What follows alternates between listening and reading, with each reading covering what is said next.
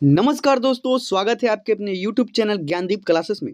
दोस्तों आप लोग कैसे हैं? दोस्तों आज हम इस वीडियो में बात करने वाले हैं क्लास 10th सामाजिक विज्ञान टेस्ट। जी हाँ दोस्तों, आपको इस चैप्टर में हम दोस्तों इस टेस्ट में 50 क्वेश्चन दिए हुए हैं, जिसमें से दोस्तों आपको 20 क्वेश्चन सही करके दिखाना है। तो चलिए दोस्तों बिना टाइम के बाद शुरू करते हैं आज की क्लास को और देखते हैं कि आज की क्लास में क्या धमाल होने वाला है।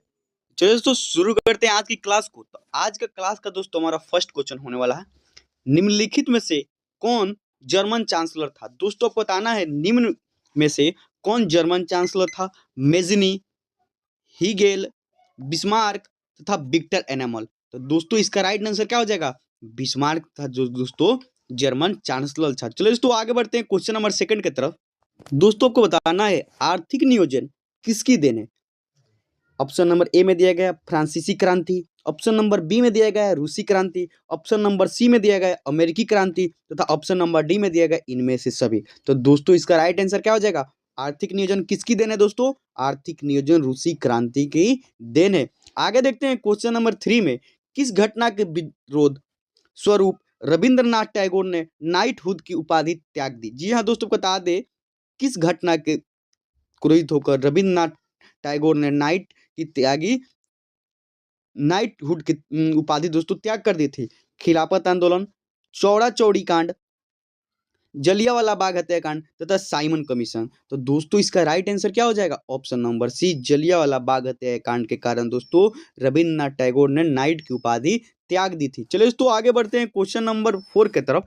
क्वेश्चन नंबर 4 में दिया गया है दोस्तों हमारा, मास्टर दा किसका उपनाम है? दोस्तों को बताना है मास्टर दा किनका उपनाम है? सुभाष चंद्र बोस का, सूर्य सेन का, चित्तरंजन दास का तथा बिपिन चंद्र पाल का। तो दोस्तों इसका राइट आंसर क्या हो जाएगा? सूर्य सेन का उपनाम क्या है दोस्तों? सूर्य सेन का उपनाम मास्टर दा है। चलो दोस्तों आगे बढ़ते हैं क्वेश्चन नंबर 5 की तरफ। दोस्तों बागमती परियोजना कहाँ स्थित है? आपको बताना है दोस्तों बागमती परियोजना कहाँ स्थित है? सीतामढ़ी में, दरभंगा में, सागर में तथा रोहतास में। तो दोस्तों इसका राइट आंसर क्या हो जाएगा? बागमती परियोजना कहाँ स्थित है दोस्तों? सीतामढ़ी में। दोस्तों ये क्वेश्चन बहुत बीबीआई है। दोस्तों आपको बता दें जो इस बार आपका एग्जाम होने वाला है दोस्तों 2026 में, आपको 100% एक क्वेश्चन देखने को मिलेगा पेपर में। चलिए दोस्तों आगे बढ़ते हैं क्वेश्चन नंबर 6 की तरफ।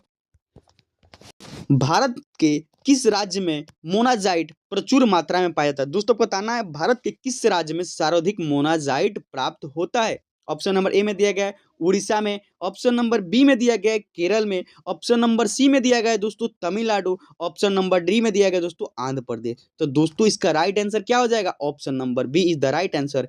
केरल में दोस्तों मोनाजाइट सबसे ज्यादा पाया जाता है। और केरल में दोस्तों किस नाम से जाना जाता है? केरल को मसाले की खेती के नाम से भी जाना जाता है दोस्तों। आगे देखते हैं क्वेश्चन नंबर 7 में दिया गया है, निम्न में से तेल उत्पादक क्षेत्र में कौन गुजरात में स्थित है? आपको बताना है दोस्तों गुजरात के कौन सा क्षेत्र है जहां पे तेल का उत्पादन किया जाता है?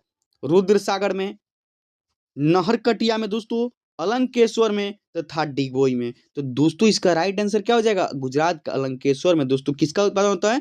तेल का। चलिए दोस्तों आगे बढ़ते हैं क्वेश्चन नंबर 8 की तरफ। भारत की सबसे पुरानी तेल शोधक इकाई कौन है? आपको बताना है दोस्तों भारत के सबसे पुरानी तेल शोधक कारखाना या इकाई कौन है? डिगबोई, मथुरा, बरौनी तथा जामनगर। तो दोस्तों इसका राइट आंसर क्या हो जाएगा? Option number A is the right answer. Digboi जो दोस्तों भारत के सबसे पुराना तेल शोधक इकाई है। दोस्तों आगे क्वेश्चन दिया गया है, सबसे लंबा राष्ट्रीय जलमार्ग कौन है? आपको बताना है सबसे लंबा राष्ट्रीय जलमार्ग कौन है? ऑप्शन ए में दिया गया है राष्ट्रीय जलमार्ग 1, ऑप्शन नंबर बी में दिया गया है राष्ट्रीय जलमार्ग 2, ऑप्शन नंबर 3 में दिया गया है राष्ट्रीय जलमार्ग 3 तथा ऑप्शन नंबर 4 में दिया गया है राष्ट्रीय जलमार्ग 4। तो दोस्तों इसका राइट आंसर क्या हो जाएगा? Option number A is the right answer. राष्ट्रीय जलमार्ग 1 जो है दोस्तों भारत का सबसे लंबा जलमार्ग है। आगे क्वेश्चन देखते हैं, पंचायती राज संस्थानों के विघटन की स्थिति में कितने समय अंतराल में चुनाव कराना अनिवार्य है? दोस्तों आपको बताना है पंचायत राज के संस्थाओं के विघटन यानी विखंडन के समय में कितने समय अंतराल में चुनाव कराया जाता है? 2 माह, 6 माह, 1 वर्ष और 1 माह। तो दोस्तों इसका राइट आंसर क्या हो जाएगा? इसका राइट आंसर हो जाएगा दोस्तों ऑप्शन नंबर बी, 6 माह के अंदर दोस्तों इसका चुनाव करा लिया जाता है। आगे देखते हैं क्वेश्चन नंबर 11 में हमारा दिए गए दोस्तों, निम्न में से किस देश में एकादात्मक शासन व्यवस्था है। दोस्तों को बताना है वो कौन सा देश है जहां पे एकादात्मक शासन व्यवस्था अभी भी लागू है। ऑप्शन नंबर ए में दिया गया है Great Britain, option number B में दिया गया है फ्रांस, ऑप्शन नंबर सी में दिया गया है चाइना, ऑप्शन नंबर डी में दिया गया इनमें से सभी। तो दोस्तों इसका राइट आंसर क्या हो जाएगा? इनमें से सभी, ग्रेट ब्रिटेन, फ्रांस और चाइना में दोस्तों कौन सा शासन व्यवस्था है? एकादात्मक शासन व्यवस्था यानी एकहरी शासन प्रणाली। अब भारत में दोस्तों द्वैध शासन प्रणाली लागू है। चलो दोस्तों आगे देखते हैं, क्वेश्चन नंबर 12 में हमारा दी गई है, निम्न में से किसका गठन आर्थिक नियोजन में राज्यों की भागीदारी सुनिश्चित करने के लक्ष्य से हुआ है? दोस्तों आपको बताना है वो कौन सा गठन हुआ था जिसमें आर्थिक नियोजन के राज्यों की भागीदारी सुनिश्चित करने का लक्ष्य हुआ था। ऑप्शन नंबर ए में दिया गया योजना आयोग, ऑप्शन नंबर बी में राष्ट्रीय विकास परिषद, ऑप्शन नंबर सी में नबार्ड तथा ऑप्शन नंबर डी में मुद्रा बाजार। तो दोस्तों इसका राइट आंसर क्या हो जाएगा? राष्ट्रीय विकास परिषद में गठन में दोस्तों आर्थिक नियोजन में राज्यों की भागीदारी सुनिश्चित करने का लक्ष्य हुआ था। आगे बढ़ते हैं क्वेश्चन नंबर 13 की तरफ। दोस्तों आगे क्वेश्चन दिया गया क्वेश्चन नंबर 13 में, निम्न में से क्या आर्थिक गतिविधि नहीं है? आपको बताना है दोस्तों कौन सी आर्थिक गतिविधि नहीं है। कृषि, संचार, गरीबी तथा परिवहन। तो दोस्तों आर्थिक गतिविधि इनमें से कौन नहीं है? गरीबी। चलो दोस्तों आगे बढ़ते हैं, क्वेश्चन नंबर 14 में हमारा दी गई है, पूंजीवाद से प्राप्त ऋणों की परिपक्वता अवधि क्या होती है? दोस्तों आपको बताना है पूंजी बाजार से प्राप्त ऋणों की परिपक्वता अवधि क्या होती है? तो दोस्तों इसका राइट आंसर क्या हो जाएगा? Option number B is the right answer, दीर्घकालीन होता है। दोस्तों क्या होती है समय अवधि? दीर्घकालीन। चलो दोस्तों आगे बढ़ते हैं, क्वेश्चन नंबर 15 में हमारा दी गई है दोस्तों, रूस की संसद को क्या कहते हैं? दोस्तों एक क्वेश्चन है दोस्तों, बहुत बेबी आई क्वेश्चन है दोस्तों। एक क्वेश्चन दोस्तों कॉम्पिटिटिव एग्जाम में भी पूछा जाता है, संसद का नाम। तो दोस्तों इसका राइट आंसर क्या हो जाएगा? रूस के संसद का नाम क्या है दोस्तों?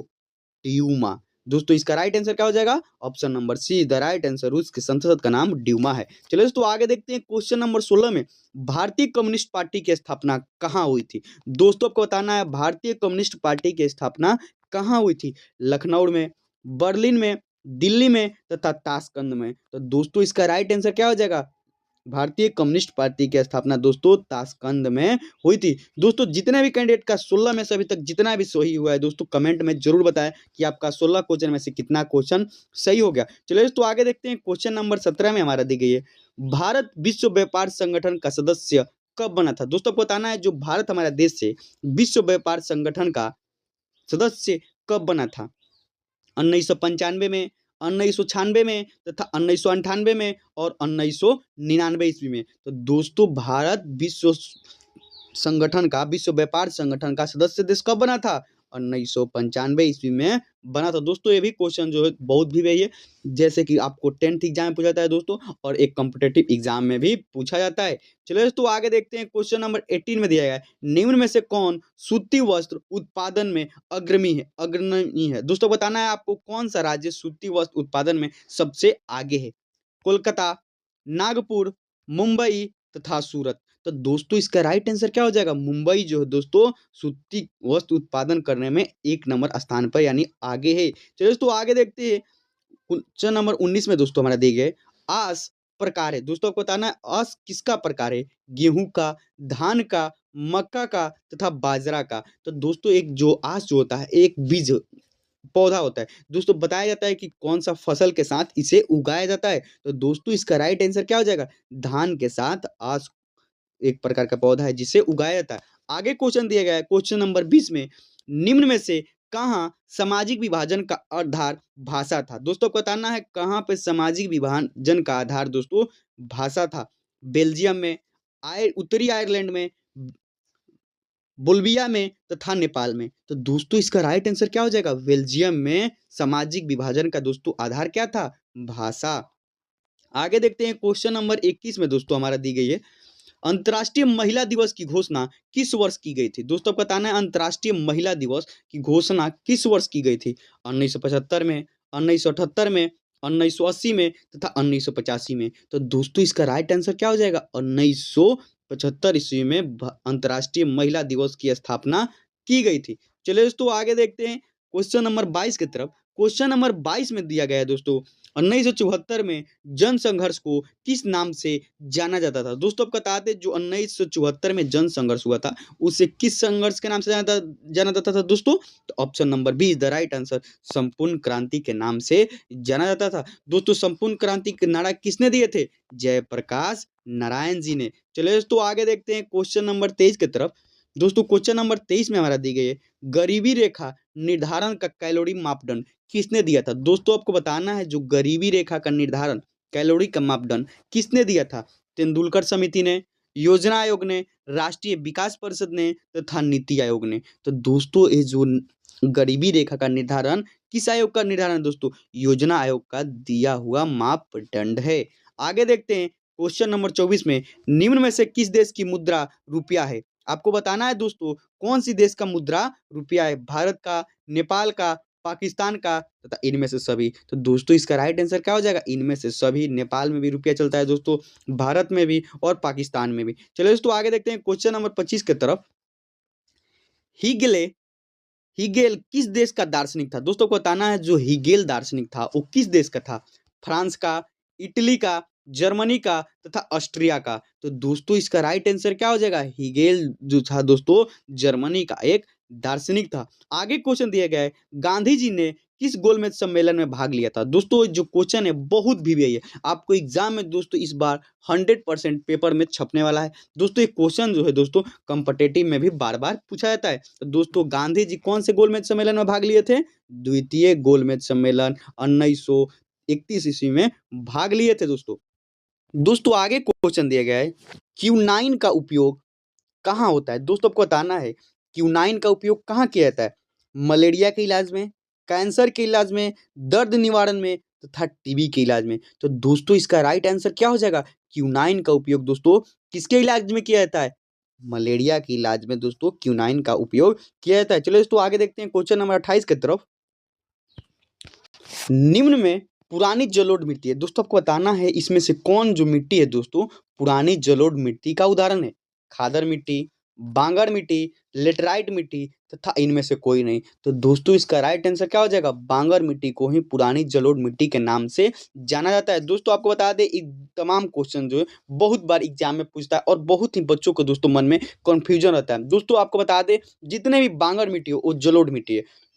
चलिए दोस्तों आगे देखते हैं क्वेश्चन नंबर 29 की तरफ। नवीन नगर तापीय विद्युत संयंत्र कहाँ स्थित है? आपको बताना है दोस्तों, जो नवीन नगर तापीय विद्युत संयंत्र है वो कहाँ स्थित है? मुजफ्फरपुर, बरौनी, औरंगाबाद और रोहतास। तो दोस्तों इसका राइट आंसर क्या हो जाएगा? Option number see the right answer, Aurangabad में दोस्तों कौन सा विद्युत संयंत्र स्थित है? नवीन नगर तापीय विद्युत संयंत्र। चलो दोस्तों आगे देखते हैं क्वेश्चन नंबर 30 की तरफ। डॉक्टर राजेंद्र प्रसाद का जन्म कहाँ हुआ था? दोस्तों क्वेश्चन ऐसे ही पूछा जाएगा, डॉक्टर राजेंद्र प्रसाद का जन्म किस राज्य में हुआ था और कौन से स्थान पे? तो दोस्तों राज्य की बात करें तो बिहार, और बिहार में कहाँ पे? सिवान के जीरादेई में दोस्तों डॉक्टर राजेंद्र प्रसाद का जन्म हुआ था। आगे देखते हैं क्वेश्चन नंबर 31 की तरफ। दोस्तों 31 में दिया गया है हमारा, भारत में पहला देसी जूट मिल किस शहर में स्थापित हुआ था? दोस्तों आपको बताना है, भारत में पहला देसी मिल किस शहर में स्थापित किया गया था? ऑप्शन नंबर ए में कलकत्ता में, ऑप्शन नंबर बी में दिल्ली में, ऑप्शन नंबर सी में मुंबई में तथा ऑप्शन नंबर डी कानपुर में। तो दोस्तों इसका राइट आंसर क्या हो जाएगा? ऑप्शन नंबर ए कलकत्ता में दोस्तों भारत में पहला देसी जूट मिल स्थापित किया गया था। आगे क्वेश्चन दिया गया है, भूमंडलीकरण की शुरुआत किस दशक में हुई थी? दोस्तों को बताना है, भूमंडलीकरण की शुरुआत कब हुई थी? 1990 के दशक में, 1970 के दशक में, 1960 के दशक में तथा 1980 के दशक में। तो दोस्तों इसका राइट आंसर क्या हो जाएगा? 1990 के दशक में दोस्तों भूमंडलीकरण का शुरुआत हुआ था। आगे देखते हैं क्वेश्चन नंबर 33 की तरफ। दोस्तों क्वेश्चन नंबर 33 में हमारा दी गई है, निम्न में से कौन पंचायती राज व्यवस्था का दूसरा स्तर है? दोस्तों को बताना है, जो निम्न में से कौन पंचायती राज व्यवस्था का दूसरा स्तर है? ग्राम पंचायत, जिला पंचायत, पंचायत समिति तथा नगर पालिका। तो दोस्तों इसका राइट आंसर क्या हो जाएगा? Option number C is the right answer, panchayat समिति जो होता है दोस्तों पंचायत राज व्यवस्था का दूसरा स्तर है। आगे देखते हैं दोस्तों 1871 ईस्वी में कौन सी संधि हुई थी? दोस्तों ये जो संधि है ना, बहुत बार एग्जाम में पूछा जाता है और बहुत ही वीवीआई संधि है दोस्तों, कॉम्पिटिटिव एग्जाम में भी पूछा जाता है। 1871 में दोस्तों कौन सी संधि हुई थी? फ्रैंकफर्ट की संधि 1871 ईस्वी में हुई थी दोस्तों। आगे देखते हैं क्वेश्चन नंबर 35 में, बिहार में पंचायती राज संस्थाओं में महिलाओं के लिए कितने सीटें आरक्षित है? दोस्तों को बताना है जो बिहार में पंचायती राज व्यवस्था है उसमें महिला के लिए कितने सीट आरक्षित है? 50%, 25%, 33% तथा इनमें से कोई नहीं। तो दोस्तों इसका राइट आंसर क्या हो जाएगा? बिहार में पंचायती राज व्यवस्था में महिलाओं के लिए 50% सीट आरक्षित है। आगे देखते हैं क्वेश्चन नंबर 36 की तरफ दोस्तों। निम्नलिखित निम्न तलीय जल जमाव वाले क्षेत्र को क्या कहा जाता है? दोस्तों आपको बता दें, निम्न तल में दोस्तों जमाव वाले क्षेत्र को क्या कहा जाता है? वेटलैंड, मार्शलैंड, ड्राई लैंड तथा इनमें से कोई नहीं। तो दोस्तों इसका राइट आंसर क्या हो जाएगा? ऑप्शन नंबर ए, वेटलैंड के नाम से जाना जाता है। कहाँ के क्षेत्र को दोस्तों? वेटलैंड में निम्न जल जमाव वाले क्षेत्र को कहा जाता है। आगे क्वेश्चन दिया गया है, जर्मनी के एकीकरण का प्रमुख वस्तुकार कौन था? दोस्तों आपको बताना है जर्मनी का एकीकरण किस वस्तुकार के कारण हुआ था? मेजनीके, गैरिबल्डी, लेनिन तथा बिस्मार्क। तो दोस्तों इसका राइट आंसर क्या हो जाएगा? Option number D is the right answer. Germany के एकीकरण का वास्तुकार कौन था दोस्तों? बिस्मार्क। चलो दोस्तों आगे देखते हैं क्वेश्चन नंबर 38 की तरफ। क्वेश्चन नंबर 38 में हमारा दी गई है, स्वर्णिम चतुर्भुज योजना महामार्ग इनमें से किस शहर को नहीं जोड़ता है? दोस्तों एक क्वेश्चन दोस्तों आपको बता दें 2026 में जो दोस्तों क्वेश्चन पेपर आने वाला है उसमें आपको एक 100% क्वेश्चन रहेगा ही रहेगा। स्वर्णिम चतुर्भुज योजना महामार्ग इनमें से किस शहर को नहीं जोड़ता है? तो इसका आंसर हो जाएगा क्या दोस्तों? Option number B is the right answer. Guwahati को नहीं जोड़ता है। कौन कौन से राज्य को जोड़ता है? कोलकाता, चेन्नई, दिल्ली राज्य को जोड़ता है। चलिए दोस्तों आगे देखते हैं क्वेश्चन नंबर 39 की तरफ। क्वेश्चन नंबर 39 में दिया गया है, गांधी जी ने भारत में सत्याग्रह का पहला प्रयोग कहाँ किया था? दोस्तों बता दें गांधी जी अपने भारत में सत्याग्रह का पहला अभियान कहाँ चलाए थे? चंपारण में। दोस्तों किनके बुलाने पर आए थे? विनोद कुमार शुक्ल के बुलाने पर दोस्तों कहाँ आए थे? चंपारण में। किसके लिए दोस्तों? चंपारण में नील की खेती को रोकने के लिए। आगे दिया गया है, अखिल भारतीय किसान सभा का गठन कब और कहाँ हुआ था? दोस्तों को बताना अखिल भारतीय किसान सभा का गठन कब और कहाँ हुआ था? तो इसका राइट आंसर क्या हो जाएगा दोस्तों? लखनऊ में 1936 के बैठक में हुआ था। कहाँ पे दोस्तों? लखनऊ में। आगे देखते हैं क्वेश्चन नंबर 41 में हमारा दी गई है, नरोत्तम सिंहानू कहाँ के शासक थे? दोस्तों को बताना है जो नरोत्तम सिंहानू शासक है दोस्तों वो कहाँ के थे? वियतनाम के, लाओस के, कंबोडिया के तथा थाईलैंड के। तो दोस्तों इसका राइट आंसर क्या हो जाएगा? ऑप्शन नंबर सी, कंबोडिया के कौन थे दोस्तों? नरोत्तम सिंहानू शासक। क्वेश्चन नंबर 42 में दोस्तों दिया गया है, भारत में न्यूनतम मजदूरी कानून किस वर्ष पारित हुआ था? दोस्तों आपको बताना है ये आंसर दोस्तों आपको HW में रहेगा। दोस्तों जितने भी कैंडिडेट हमारे वीडियो को देखे आपको बताना है दोस्तों 42 में से आपका कितना स्कोर हुआ। दोस्तों इस क्वेश्चन को आपको कमेंट बॉक्स में बताना है इसका आंसर क्या होगा। तो चलिए दोस्तों आज के लिए इतना ही, मिलते हैं नेक्स्ट क्लास में। जय हिंद। अगर आप हमारी क्लास आपको अच्छी लगी तो हमारे चैनल को लाइक और सब्सक्राइब करना ना भूले, अपने दोस्तों के पास शेयर जरूर कीजिएगा। चलिए दोस्तों आज के लिए इतना ही, मिलते हैं नेक्स्ट वीडियो में। जय हिंद।